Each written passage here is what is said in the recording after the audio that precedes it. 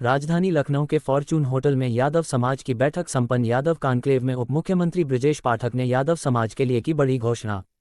यादव समाज अब नई ऊर्जा के साथ बड़े लक्ष्य की ओर बढ़ चला है। अनुराग यादव, मुख्य संयोजक, यादव मंच। समाज की प्रगति के लिए एकजुट होकर संघर्ष करेंगे यादव मंच। लखनऊ समाज की प्रगति के लिए यादव अब एकजुट होकर संघर्ष करेंगे और प्राचीन गौरव को पुनः प्राप्त करेंगे। ये बात आज यादव मंच द्वारा आयोजित यादव कॉन्क्लेव 2 में उभरकर सामने आई है। यादव कॉन्क्लेव 2 को संबोधित करते हुए उप मुख्यमंत्री बृजेश पाठक ने कहा कि यादव समाज के ऐतिहासिक, सामाजिक और राजनीतिक महत्व को नकारा नहीं जा सकता है। सबसे विशाल जनसंख्या वाले इस समुदाय के पिछेपन को दूर करने के लिए सरकार आवश्यक प्रयास कर रही है। उन्होंने यादव मंच की बड़ी मांग को स्वीकार करते हुए लखनऊ में स्थायी कार्यालय निर्माण के लिए सरकार की ओर से भूमि और आर्थिक सहायता उपलब्ध कराने की घोषणा की। और उप मुख्यमंत्री ने कहा कि जब तक यादव मंच का लखनऊ में स्थायी कार्यालय नहीं बन जाता है, कृष्ण जन्मभूमि की लड़ाई लड़ते हैं।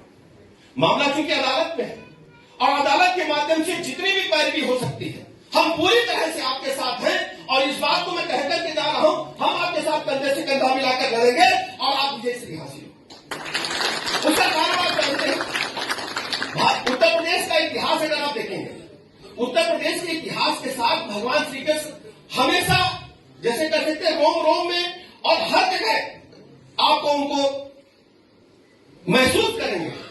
एक इतिहास उत्तर प्रदेश का और भी है। हम कोई राजनीतिक बात नहीं करना चाहते थे, लेकिन सच्चाई है तो उसको प्रकट करना भी आवश्यकता है। जो राम का नहीं हुआ वो कृष्ण का कैसे हो सकता है? आप मेरी बात को समझ रहे हो? जो प्रभु राम का नहीं हुआ वो कृष्ण का कैसे हो सकता है? और जो कृष्ण का नहीं हुआ वो यदुवंशी कैसे हो सकता है? हाँ, मैं अनुराग यादव, मुख्य संयोजक हूँ यादव मंच संगठन का।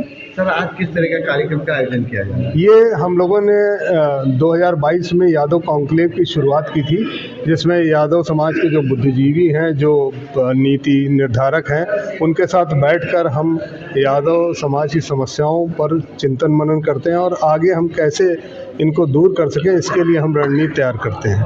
तो ये हमारी दूसरी कॉन्क्लेव है जो आयोजित की गई आज, और इसमें हम लोगों ने अपनी जो प्रमुख समस्याएं हैं उन पर हम लोग चर्चा कर रहे हैं, विचार कर रहे हैं। सर, कौन कौन लोग मुख्य अतिथि के रूप में? मुख्य अतिथि इस कार्यक्रम के उप मुख्यमंत्री बृजेश पाठक जी थे और उन्होंने इस कार्यक्रम की शुरुआत की और अपने आशीर्वचन हमें प्रदान किए। सर, किस तरह की समस्याएं हैं जैसा कि यादव समाज से जो चर्चा का विषय है? देखिए, यादव समाज आज उत्तर प्रदेश ही नहीं, देश की सबसे अधिक आबादी वाला समाज है। इतनी 16% आबादी किसी भी समाज की नहीं है। ज़्यादातर 2% या 3% आबादी के समाज हैं। इतनी बड़ी जनसंख्या होने के बावजूद जिस तरीके का डेवलपमेंट यादव समाज का होना चाहिए था वो अब तक नहीं हुआ। उत्तर प्रदेश को ही अगर हम देखें तो 5 बार यादव मुख्यमंत्री रहे, लेकिन इसके बावजूद इतने बड़े समाज को जिस स्तर पर होना चाहिए था, जैसे उसका आर्थिक विकास होना चाहिए था, जैसे उसको राजनीतिक भागीदारी मिलनी चाहिए थी, जैसा उसको सत्ता में उसका प्रतिनिधित्व होना चाहिए था, ये सारी चीज़ें नहीं हो पाई। और कहीं ना कहीं इसमें जो हमारे अगुआ रहे, जो हमारे नेता रहे, उनका लापरवाही रही। हमारे सामाजिक जो संगठन थे वो भी अच्छी तरीके से अपना कर्तव्य निर्वाह नहीं कर पाए। इसलिए हम लोगों को ये यादव मंच की शुरुआत करके और अब हम किस तरीके से हम सत्ता में अपनी भागीदारी सुनिश्चित कर पाएँ और कैसे हम सरकार में अपना प्रतिनिधित्व हासिल करें, इसके लिए हम अपनी योजना बना रहे हैं। सर, बैठक के साथ साथ चर्चा के साथ साथ अवार्ड सेरेमनी है, किन किन लोगों को अवार्ड दिया जाए? इसमें जो हमारे समाज के लोगों ने विभिन्न क्षेत्रों में विशिष्ट कार्य किए हैं उनको हमने सम्मानित किया। कुछ हमारे युवा साथी हैं जो उन्होंने एंटरप्रेन्योरशिप में बहुत बड़ा योगदान दिया है। कुछ लोगों ने आईटी के क्षेत्र में बहुत बड़ा कार्य किया है। कुछ हमारे महिला हमारी हैं जिन्होंने अलग अलग क्षेत्रों में, मीडिया के क्षेत्र में, गायन के क्षेत्र में, कथा वाचन के क्षेत्र में, एक जया यदुवंशी जी हैं, उन्होंने कथा वाचन के क्षेत्र में काफ़ी कार्य किया। ऐसे लोगों को हमने आज सम्मानित किया। चैनल के माध्यम से क्या क्या क्या कहना चाहेंगे? देखिए, हम आज यादव समाज जो है वो बहुत एक कहा जाए हताश और निराश है, और इस हताशा निराशा को दूर करने के लिए हम लोगों ने एक जो यादव मंच के माध्यम से ये मुहिम शुरू की है। आने वाले 1 वर्ष में इस मंच के नेतृत्व में यादव समाज दिखाई पड़ेगा और अपनी जो मूलभूत समस्याएं हैं उनको दूर करेगा। नमस्कार आप सभी को, मेरा नाम है रंजना यादव। रंजना जी, आपको आज यहाँ पे अवार्ड से सम्मानित किया, किस लिए अवार्ड से सम्मानित और क्या करते हैं? ये अवार्ड मुझे दिया गया है रचनात्मक गतिविधियों को अंजाम देने के लिए। मैं एक रेडियो अनाउंसर हूँ, उसके साथ ही साथ मंच संचालन करती हूँ और एक रंगकर्मी हूँ। तो विभिन्न विधाओं में बेहतर काम करने के लिए आज मुझे यहाँ पर सम्मानित किया गया है। क्या कहना चाहेंगी इस मंच से, अगर जिस मंच ने आपको आज सम्मानित किया, ऐसी तस्वीर, क्या कहना चाहेंगे? ये मंच एक ऐसा मंच है जो यादव समाज की प्रतिभाओं को सम्मान देता है, एक प्लेटफॉर्म देता है जहां पर वो परफॉर्म भी कर सकते हैं और परफॉर्म करने के बाद उन्हें प्रोत्साहित भी करता है।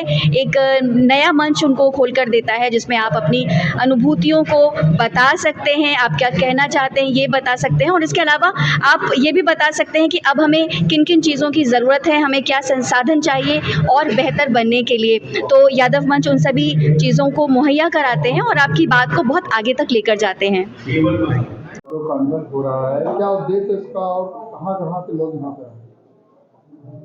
मैं अमरनाथ उर्फ लल्ला यादव, जनपद महाराजगंज का रहने वाला हूँ, एक सामाजिक कार्यकर्ता हूँ।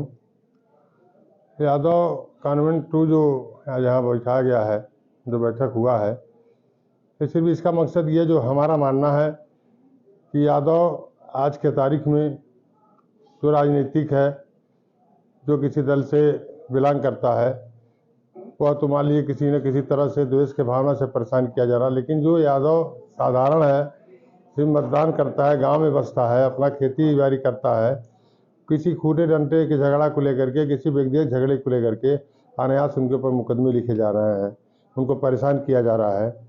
इस नाते बैठक बुलाया गया था कि सरकार के मंत्री को बुला करके या सरकार के कान तक पहुंचाया जाए कि मतलब ये गलत हो रहा है, ये नहीं होना चाहिए।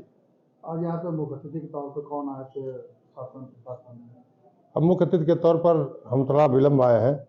सुनने में आया कि उप मुख्यमंत्री ब्रजेश पाठक आए थे और समाजवादी पार्टी के विधान परिषद के प्रतिपक्ष नेता लालजी यादव आए थे।